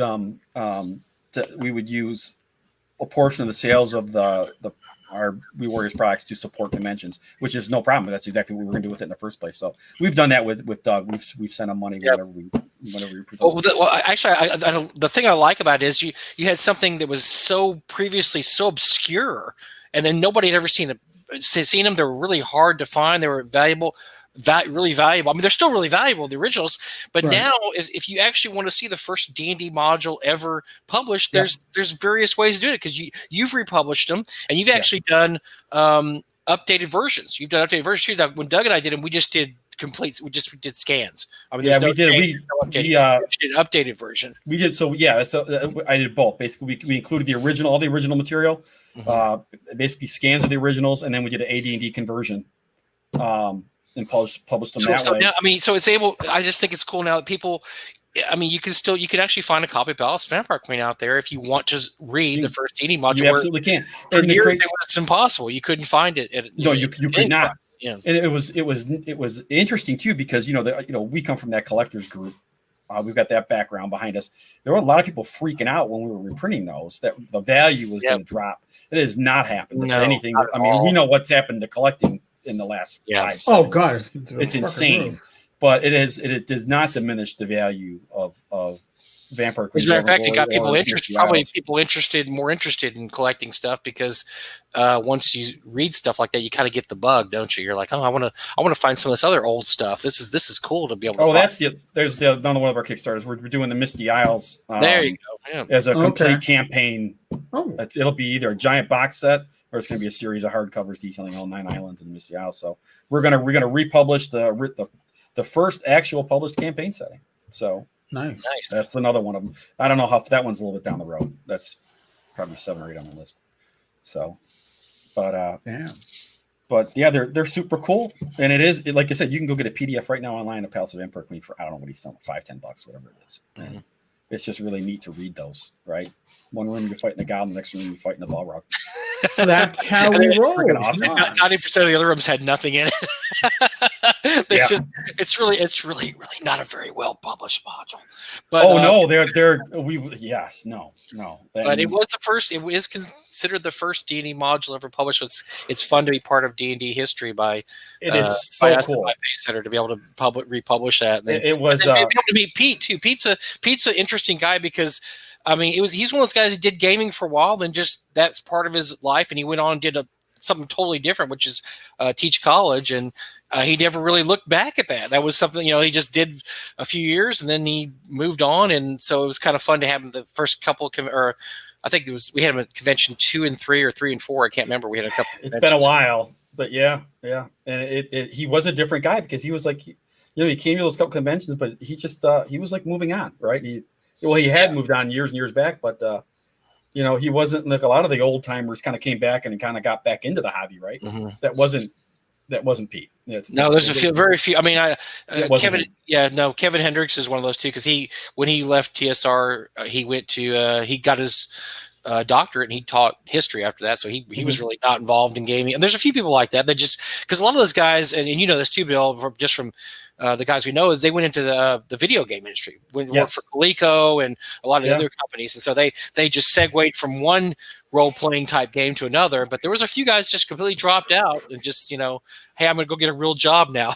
I'm going to go get a real 9-to-5 job, and they just moved on. And Pete was one of those guys, and so it was interesting to hear his stories about just all the things that went on. How they put that stuff back together back then. I mean, he basically sold these things out of the trunk of his car. Yeah, I mean, he literally sold Palace of the Vampire Queen out of the back of his car. Wow. I mean, it's crazy. But again, we got to get back to having conventions because you get to learn these things by going to conventions, sit down, talking to some of these little guys, especially how Doug runs NTX. And I've been to all, whatever, how many of them now? 11, 12. And well, we'll be having NTX again this year. We had it, or next year. Doug, I just talked to Doug, and he went to LongCon this weekend, which is LongviewCon. They had about 50 people. I just talked to Matt Gullett online. I asked him how the con went. It had about 50 people. Chris Clark was there, and I think Diesel LaForge was there. And they had a good time. You know, it was very distant. So you see the pictures. It's a whole hotel with like 50 people in it. So it's like it was like North Texas was the same way. There was like 80 people in a giant hotel, and it was very distant. But yeah, until you start getting the bigger cons in, like Gary Con and Total Con and Gamehole, and all those cons, it's really not. I mean, it's fun to have the smaller conventions, but it's just not the same as having the bigger. No, and it's a tough thing. And I haven't been to one now since I last convention I went to was probably NTX a year and a half ago because they wouldn't even let us fly in last year because we were coming from Detroit. Oh, that's right. Oh, that's right. Yeah, you were banned. We were banned from Texas. New York. Yeah, New Yorkers and Michiganders were all banned from coming to. We were the first ones denied. So they wouldn't let us. They wouldn't even let us fly in. It was crazy because we were holding off shipping, and we had all our stuff ready to ship down there because we have to ship all our stuff usually about 2 weeks ahead of NTX. Right. So Ben and I started even scaling back. It's like, okay, we got all this booth space and maybe we just won't even send anything down. We'll just go down there and hang out. I mean, it just got to the point. And then it came to the point where they just cut us off right at the knees. They're like, you guys you can fly down there, but you got to quarantine for 14 days. That was that was a killer right there. Yeah, that was a killer. So it's like, well, virtual NTX. Here we come. Well, hopefully we can do something more this year. We're gonna. I know Doug. I mean, it's weird. I mean, we have the 3-year contract at the hotel, so we'll be back in this year, whether we have 80 people or not. Well, we'll be there. I can tell you right now. Unless they tell me I can't. Unless they tell me again I can't fly down there. We're coming. I'm pretty confident with the 7 months we have, 7-8 months. Yeah, I am too. And I've been reading some stuff about the vaccine coming out. I think we'll have a vaccine by then. I think things are going to be a lot different. So I'm really looking forward to North Texas this year and seeing you and Ben in person for the first time in a long time. So. Yeah. Oh, by the way, so David Thompson, I love to see a reprint of Starstone on Northern Stages. Then you need to contact a guy named Alan Grohe. Yeah. Because he and I think John Hertzberger have been working on that for about, oh my God, like 512 years. Yeah. they apparently have the rights to that. So I don't know if the rights have expired or not, but get on the horn to Alan Grohe and tell him to get his ass in gear. He and John need to come out with that Starstone. Absolutely. Starstone it's a great third party adventure. Yeah, it is really good. It's super cool. Damn. Well, we kept Bill a long time. I mean, Bill managed to bump our minute count here. And that's listen. Like I said, our prep time was no prep. Zero. Okay, zero prep. That's the peek behind the screen, folks, and I think it works because, well, especially in the case of the three of us, we all know each other very well. We have a nice rapport, so this works. Yeah, I absolutely enjoyed it, guys. Thanks for convincing me to talk to you guys. Very, very, very excited to hear that you listen to the show every week. I tell you, I listen to it every week when it comes out. That's awesome, man. We appreciate it. It's some of my drive time and this and that, and you guys are fantastic. So, well, tell Ben we're gonna have Ben on at some point too. So he'll be excited for that. Sure. We gotta have the younger generation because we got to change the demographic numbers. I mean, well, as someone who can remember when you guys ask him a question, you can actually remember things. So well, he'll probably come with his whole digital notepad going. Oh, he'll have it all lined up. He'll be prepped as opposed to us, because he's experienced at doing this stuff.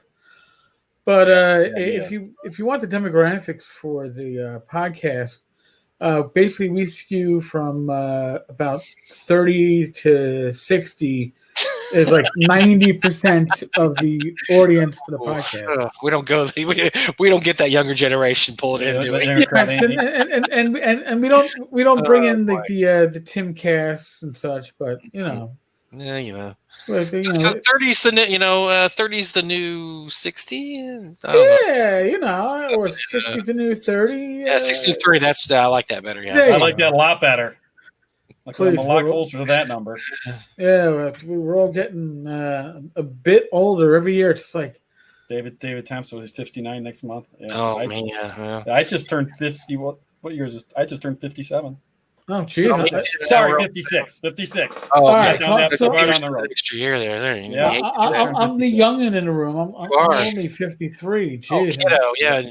And you're retired. You're the one retired guy. Jeez. Yes, I'm the retired guy. So, I chose the right occupation for it. And what's the first thing I did when I retired? Sick. Let me know. Well, no, I didn't get sick. I wrote Swords of Which We Like. Oh, okay. I punted to getting sick for a couple of years. I figured, hey, let's avoid the pandemic, but still get hospitalized 3 times in the calendar year. Well, what else? Come on, you gotta keep it real. You gotta keep your family on their toes. So. That's why I'm never going to retire, because I just keep hearing dire stories about retirement. And for those who don't know, one of my friends, Eddie Cortrell, passed away this weekend. He was about our age. And, super nice guy. I knew him for about 30 years. And he had just retired. So, I hate to laugh. I mean, it's awful. I mean, you hear that story so often. You do, and I'm literally knocking on that door. I mean, probably about 13, 14 months, I'll probably be done. So I'm like, I better not be done. Oh yeah, about to say. And I'm going to make an observation. Those of us that are in this hobby on any level, if you're a creative, whether you're blogging, podcasting, writing, all the above, publishing, when you leave your 9-to-5 job or quote your regular employment, you don't leave gaming. So you still have something that brings you back to a daily process. And I think back to when my father worked for the phone company. He's like 78 now, geez. But he retired. He took an early buyout like when he was like 58. And he took it because they were bridging Social Security and the math worked.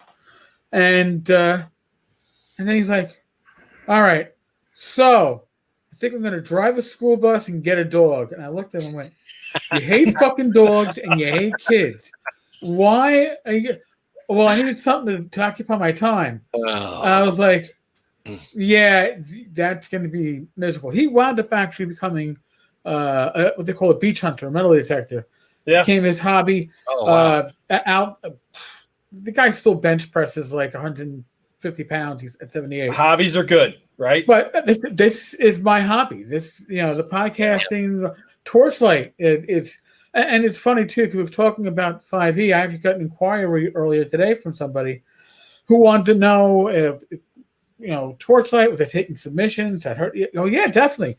Are you taking 5e submissions? I'm like, and I know I recognize the person's name. They're definitely a creative in the industry. And I'm like, no, it's Swords of Wizardry Light, Continual Light. I goes, all right, because I'm working on 5e material on my own. I got monsters, and it's like, 5e. There's a synergy certainly, but we're on parallel paths. We don't really intersect. I know, like Lloyd has made his maximum HP zine. He's got a 5e version and an OSR Osric version, and that's great. I think if I had to prepare stuff so I could convert 5e, I will. Not that 5e is a bad system, but I would lose my sense of joy from it. But then again, I'm retired with a pension. I don't need to make money from this. I just need to make enjoyment from it. Yeah. I know I played around like when you were looking for submissions. I think I was chatting with Ben and I'm like, I should send Eric something. He goes, no, you're going to keep working on whatever it is you work on. No, because I will get distracted like no one's business. All right. Because it's very easy for me just to say, hey, I got an idea over here and jump over there. I remember Tom was talking about how he's got like 5 things going all at one time. My brain works the same way, you guys. I have got so many projects in the hopper. It's insane. And it's just how my brain works. So I'm kind of looking forward to that retirement date so I can actually get on that more, because I think everyone does need a hobby, right? As we get old. So yeah, it doesn't matter what it is. You need a hobby, and one of them should be sitting down doing what we do, and another one should be getting out and going for a walk. So I've been doing both of them. right. Exactly. Mike Rose says, "Well said, thank you. I appreciate it." David Thompson, get off my lawn. Yes, sir. Bob G is a youngster at 54. I am a youngster at 53. So there. My old gaming group, I was always the oldest one. It was always like, oh, who turned 31st? Yeah, I turned 51st. We still get together once a year. So Tom, we all to get to the mood, say retirement home and game all day. See, I'm exactly the opposite. I want to game with a bunch of old farts. I want to game with a bunch of 20 and 30-year-olds when I get old. Because look, being around young people keeps you young. I mean, you're probably figuring that out, Bill. Right? That's when you have kids and grandkids. You start figuring out that's what's keeping you young is being with younger people. I don't want to hang out with old farts all day. I like going to conventions and seeing a bunch of young people there because that makes me think the hobby's in good hands. And plus, it keeps you young, man. You got to keep up with those youngsters. And there's something to be said with that. I mean, the industry I'm in is construction industry, and most of the a lot of the guys we have working for us, they're all younger guys, right? And I get to hang around them quite a bit. And there is something to be said about being around the younger guys that keep you moving and keep you on your toes, because they do, right? Yeah. They move 100 miles an hour, and I'm not moving 100 miles an hour anymore, but I try. So it does keep you up a little bit. Yeah, it does. But as you know, again, the whole thing, we used to hear when I was a cop for 20 years. I used to always hear, surveys say we usually within 4 years of retirement, 35% of police officers are dead. Oh dear! It's just like, and you know what? And I will say part of that is if you're healthy as a cop, it usually means you're still eating shitty food, but you've got activity keeping you going, and then you retire and you still eat the shitty food and you don't have activity keeping you going. Right. And you don't engage the mind. I mean, you could retire and be a couch potato, I'm sure. I don't think being a couch potato is all that effective in retirement. And of course, Michael Gross, Bill's son Ben, Eric's niece Shannon, Alan's sons, Mike's son, MG4. Give him hope. Yeah, my son does not. My son does not role play. His ex-fiancee, though, God bless her, she does. She actually, I got somebody put together the old basic rules so you could print them on Lulu, and I had to print a copy, figuring that was my cheap way of getting 5e. But she was only like running it from she was playing by borrowing a friend's set. So I gave her the rules. So, but it's the next generation that this is all going to be in the hands of at some point. Yeah, and not just for playing, but for creating. Which, by the way, Mike, as I told you, get your son to submit something for Torchlight. My grandson. I know. He's got some stuff that he wrote years ago that's still really good. I'm working over the first dungeon he ever wrote, which was really cool, and I just started redoing it because I have all the notes for it. But as Bill said, I got so many projects in the works. It's like project number 17 of 25. So listen, that's good, right? It keeps you going. I don't know. At this point, I feel like I'm just going to drop dead one day with a lot of unfinished shit. So, well, it's best to do it that way than to actually be done, because at least it meant that you kept on working right up to the end on something, right? You kept on creating. That's true. I guess you don't really get to write the thing is, you don't get to write your own ending to the story. That's what sucks. You can't say, one day I'm going to sit there and I've read all of my books and played every game I have on the shelf and written everything I want to do, and I'm be able to shut the book and say, okay, take me now. That's just not going to happen. It doesn't work that way. No, you don't get to write the ending of your story. No, just like the I want to die of a heart attack in the bed with a beautiful woman. No, you don't. Because then you're not going to remember any of the events that happened, right? It's like, it's not going to be your wife then. Wah, wah, wah. I didn't say that. Where's my wife? She's not listening. Thank God. Neither is Rach. She's in the bedroom. Okay.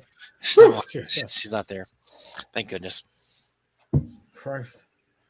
Close one. Close one. Or as the old joke goes, I want to die like my grandfather, peacefully sleeping, not yelling and screaming like all the other passengers in the car. Oh, nice. That must be a Texas thing. I've never heard that one. Oh God, that's as old as the hills. Come on. That's pretty good. I'm pretty sure I want to buy a Belushi load of contraband and die with a woman I meet on Craigslist. I think all right, Bruce. I think we're going off the rails now. Yes. and Rob Conley comes in just as we are about to wrap this up. Go figure, Rob. You'll have to catch this on the replay. Bill. Tomorrow in Tenkar's chat. Tenkar's Tavern chat. Oh yeah, on Discord. If you want to hang out with some of the people that you've either seen in the chat room or here, such as myself and Mike, Tenkar's Tavern Discord server from 9 to 11-ish or even longer sometimes. We hang out and talk shit about the hobby and gaming and geekdom and nerd stuff and movies. Listen, you can't go down to the pub as we used to, right? You can go down to the pub here, but they took away all the bar seating.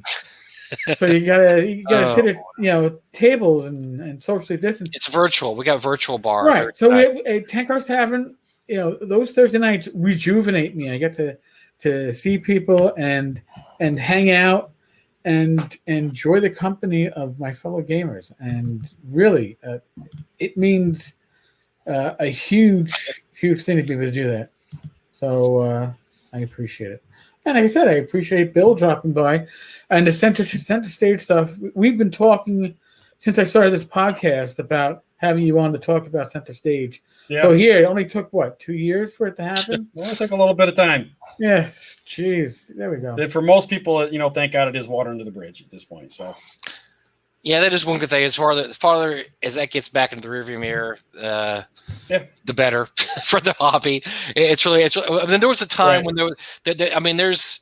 I don't know if we're gonna have the same kind of big Kickstarter disasters that we had back then, because as Eric and I say a lot of times, the Kickstarter industry has moved past. I have a great idea. Send me your money. It's not we've moved past it, but somebody was still trying to do that. Right? I know, but I fell victim to it myself. The first one I did was a freaking took me forever to get it done, because I had this great idea to do this giant box. It took me forever to get it done, absolutely forever. But you got to own it. But it got done, thank God. But yeah, Kickstarter has moved from that certainly to now it's basically just a pre-sale, right? I mean, most people have got most of their stuff pre-order. done. Yeah, I mean that's pretty much how we're doing everything. I mean, if it's not 100% written, it's 80-90% of the way there. We've got covers done, we got illustrations done, we got maps underway, and that's just I think most people are in the same philosophy at this point. Get it ready. Get it through Kickstarter and get it out in a few months or however long it's going to take. And then, people, I've had discussions with people on Facebook or other discussions, and then they're like, "Well, Kickstarter is supposed to be about creating stuff that you couldn't create without people backing it." And big companies like Goodman Games and Frog God and Cobalt Press and others shouldn't be using it. And I was like, you know what? In this market, the best way to ensure success is to not overorder, to make sure that what you're ordering for whatever it is that you're creating, you're not going to have sitting in a warehouse for 10 years that you're paying for that space. It's just a new distribution method. That's all Kickstarter is. It's a new distribution method. Amazon changed the game with what Amazon did. Oh yeah. And Kickstarter changed our gaming world a little bit, and I think it changed it for the better. Gives a lot of people opportunity to do stuff, and it's just a different distribution channel. And I understand it. I understand there's risk, right? And I get that, and especially like I said, there's plenty of there's a track history of bad Kickstarters, really bad Kickstarters, and just absolute train wrecks. And some people got burned. I mean, I know I did. I've invested in Kickstarters that I never saw anything from, but I'm also one of those people who just it's a Kickstarter for me. If I drop $50 when I get the book, it's like Christmas. Oh, look what I got. I don't track them. I never go on a comment and look see what's going on with them. I get them when I get them, and I'm happy about it. That doesn't mean anyone else needs to be that way. It's just how I am with them. I couldn't tell you right now. I'm probably backing a dozen Kickstarters right at this minute, maybe. I couldn't tell you what one of them are. But it's for a lot of people, they got burned, and that it's hard to ever get them back because they think that's once what bitten, it still twice is, shy, right? Yeah. Right. And it's, and you know what? Who am I to tell them that they can't think that way? Okay. There's nothing wrong with feeling that way, but it's unfortunate, give some of these guys a chance because they are producing some fantastic things. And I don't have any issue with the big companies using Kickstarter. For God's sakes, Hasbro built their own platform to I know. Hero Quest. And then you know what? I dropped $150 on it because it's cool. So I did too. Two. And but that's just the way it's going to be. And and you can wait. You can wait for after Kickstarter stuff to buy it on the market after Kickstarter. But you take a little bit of a risk there too, because not everybody sells their stuff after the Kickstarter. There's a lot of projects out there that were sold on Kickstarter that don't exist anywhere else. Our Frog God Games Indiegogos, we print to order. And so we get people, months later, like, hey, I need to get a hard copy of Chaos Rising. Don't have any. we print to order. We keep the reason we're doing the Indiegogos is so we can have the PDFs to bundle later for humble bundles and stuff like that. So we print to make the fans happy that order it and to help and to give them something special. But after that, we don't have any hard copies except we get the same thing with a couple of our earlier Kickstarters. I think we did it as a Kickstarter exclusive. Like I think Ben's Rising the Fairies. We did it in, I think, hardcover and softcover. And one or the other is not available anymore. And shoot me for remembering which one, but you'll never be able to get either the hardcover or the softcover from us because we only printed enough for the Kickstarter because it was exclusive. So I think we're selling the hardcovers. You can't get the softcovers anymore. I think that's how we did it. But we kind of made an exclusive, and you run that risk, and that's not telling anyone they should or shouldn't do a Kickstarter, but my God, it's not even 9 times out of 10 it works out well. It's more than that. I think the Kickstarter record in the last 5 years has got to be up at like 95-99% chance that you're going to get what you've filtered out most of the day trippers and the freaks and the people who aren't going to really do stuff. People nowadays are pretty picky about what they back, and if you don't have a proven track record, you're going to have a really tough time getting in there. And especially if you don't have your stuff already written and previewed. If you can't show up a good preview and you just throw out there, hey, I've got this great idea, you're not going to get your stuff back at this point. I actually will cruise Kickstarter from time to time just to say, I feel like let's see what's out there. I'm going to back a couple things because I do. For me, I just like getting stuff in the mail every once in a while. It's fun, especially since you can't go to a convention anymore. So but it's amazing how much stuff out there is just like, oh my God, it's been out. It's like, I wouldn't back this for 5 cents, just taking a look at it. Right. And it's out there, but you just, a little common sense, a little bit of homework, it will go a long way. But I think it's a great tool for people. I really do. I think it's brought, you like to say, Eric, the rising tide lifts all ships. Kickstarter's done that too. It's had its debacles, but it's, for the most part, it's brought a lot of cool stuff to market. You've seen companies bring stuff back. Who just did Mercenaries, Private Eyes, and blah blah blah. Oh yeah, Private Eyes, yeah. I mean, that was cool. That was fun to get that. Tunnels and Trolls did theirs. I know, they took some heat for taking forever to get it done, but it got done and it got shipped and it was cool. So.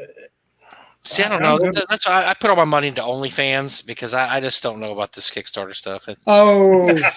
Jerry Tell, Kickstarter definitely solved the issue with the D20 open license publishers over ordering their stock. I still remember getting a lot of the what was it? The Fast Forward Entertainment.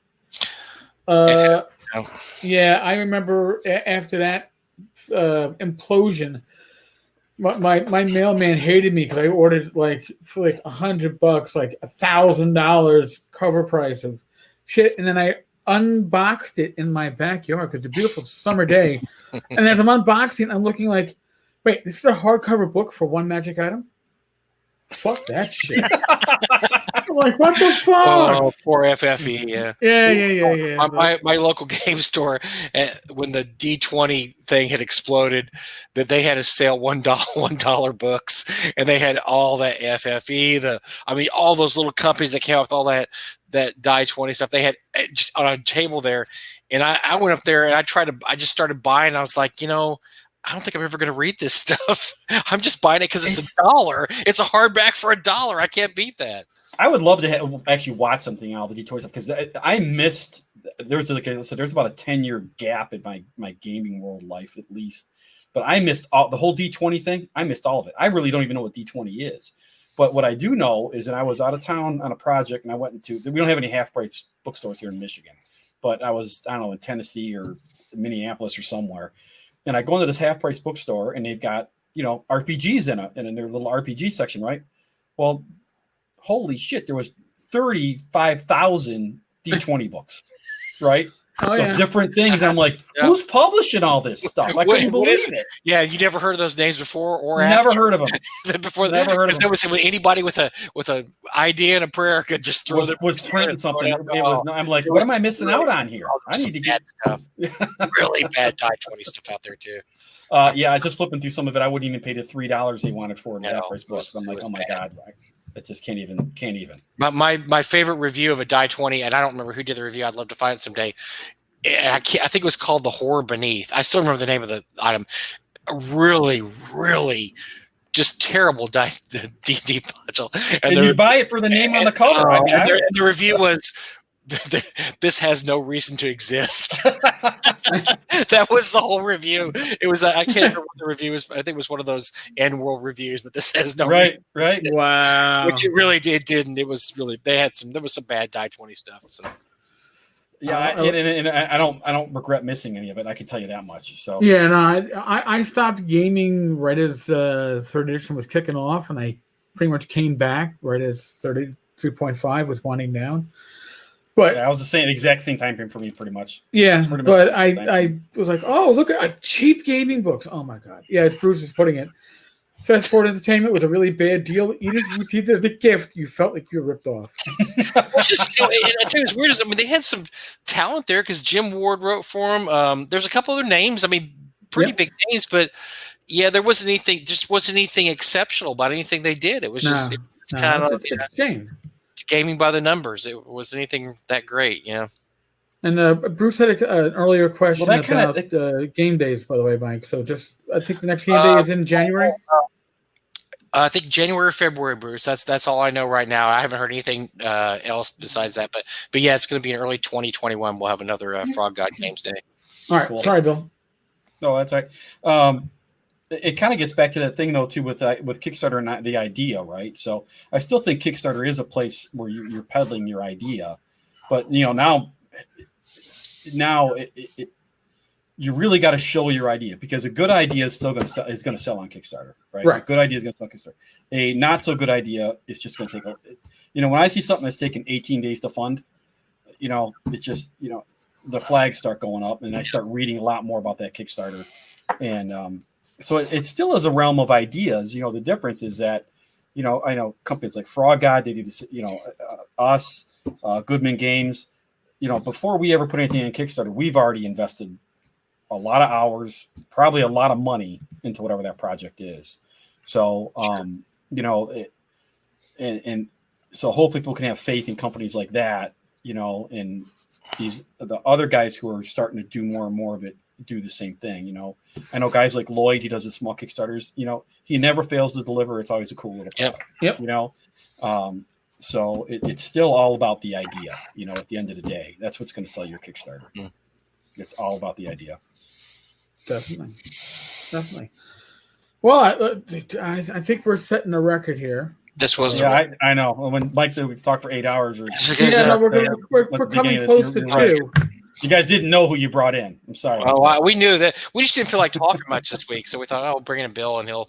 Yeah, no, it's going to be. We'll shut him up. It'd be great. No, you'll never shut me up. We could just sit back. I mean, actually, I my eyes have been shut this whole time. I have the spit glasses on that you can't tell. There you go. Been napping. At least I didn't put you to doing sleep. Your Glenn. Thanks for coming on, Bill. Thank you for having me again. There, but we appreciate you were one of our list of guests we wanted to have on, and so we will catch up with Ben at a later date also, because we want to talk to him and hear about what a tyrannical, horrible father you were. And soft, way too soft. We want to hear the. Mike and I have seen the raising of Ben at North Texas over a number of years. Yeah. And I think that Ben was always taller than me, even when he was like, I don't know, 15, 16. I was like, yeah, I don't know. You're obviously a horrible father. As many times as you brought those kids to Disney World through growing up, that's miserable. How you subjected them to that every year after year. After year. Bad dad. They drag us now. So, hey, whatever works, man. Whatever works. Folks, we three of us thank you for listening. Before we sign out, I'm going to remind you, because you've been listening now for an hour and 45 minutes. We are being sponsored by Frog Guy Games' Orcus on 34th level. It will distribute before Christmas in PDF, maybe even print. So if you want a Christmas themed adventure, that's going to fuck your party over, most likely, but not in the James Raggy way. No, okay, no, we don't. They don't do that. Orcus, it could never happen. No. Tenkars-Tavern.games/Orcus. There's your link. As always, in the world of COVID, so use your common sense. Some states are spiking, some aren't, but use your common sense, because we want to game with you at conventions, and you can only do that if we're all healthy. And we beat this COVID shit to death. Wear your mask. Yeah. Wear your mask. Now, but if you're robbing a bank or something like that, wear your mask. Wear your mask, especially. We're not endorsing that. We're just saying you should be safe, be well. God bless. Roll those dice. Thanks, everyone. And if you come on to Tavern Chat Talk, hang out in the Discord on the Tavern's Discord server. We'll see you tomorrow night. Otherwise, you'll hear me tomorrow. Later, folks.